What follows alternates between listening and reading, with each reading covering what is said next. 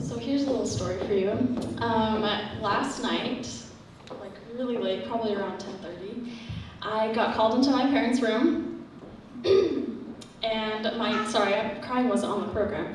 My dad told me that he wanted me to do an encore piece, and I looked at him like he was crazy, and I was like, you should have told me this weeks ago, because, but I was only saying that because little did he know, we have an encore piece. So, I still want mine. Okay, you keep dreaming that. All right, so I wrote this, we had this printed out. All right, so thank you to each and every one of you for coming tonight, for the love and support you've shown me over the years. It means so much, and I have a few thoughts to share, but I'm nervous, so forgive me for writing it down.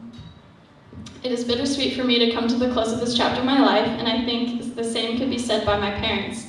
As you all know, I am the youngest of 7 children, and I'm the only girl.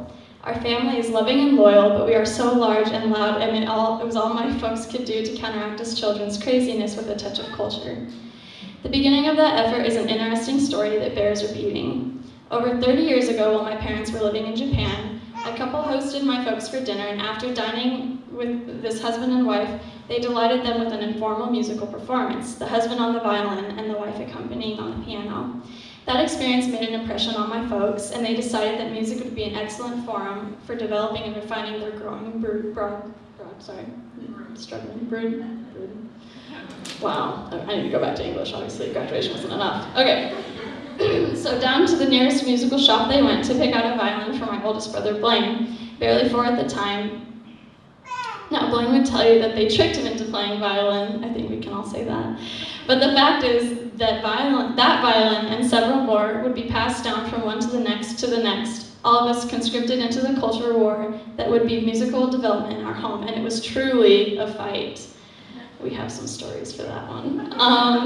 While my dad was head of the War Department, carefully allocating resources, rousing the ranks to action, and shouldering the financial cost, my mom was in the trenches, slugging it out in the mud and the muck day after day with us undisciplined draftees. She drove us to lessons, pushed us to practice, pulled us through performances, and pled with us to keep going.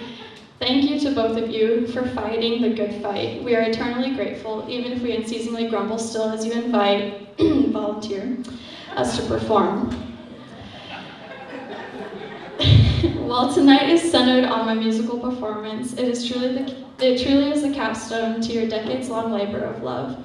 Dad, you always say, love is never divided, only multiplied, and isn't that true because there's always more room in the band, no matter how talented or formally trained the person is? We each have a unique voice, and you have taught us to share it, musically and otherwise.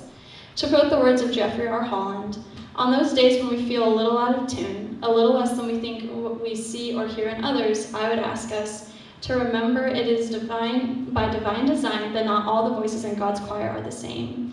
It takes variety to make rich music. To borrow a line quoted in the cheery correspondence of 2 remarkable Latter-day Saint women, all God's critters got a place in the choir. When we disparage our uniqueness or try to conform to fictitious stereotypes driven by an insatiable consumer culture and idolized beyond any possible realization by social media, we lose the richness of tone and timbre that God intended when He created a world of diversity. Anyone who has heard a beginner violin student play knows what out of tune really means. There's a lot of screeching and scratching that goes on into laying the foundation for a string player. And in the method we were trained in that beginning was always set first to the refrains of a well-recognized childhood tune. Before Bach and Beethoven always comes Twinkle, Twinkle, Little Star. So as we come to the end of an era, Mom and Dad, let's go back to the beginning just one more time. We present to you our Twinkle, Twinkle Treat.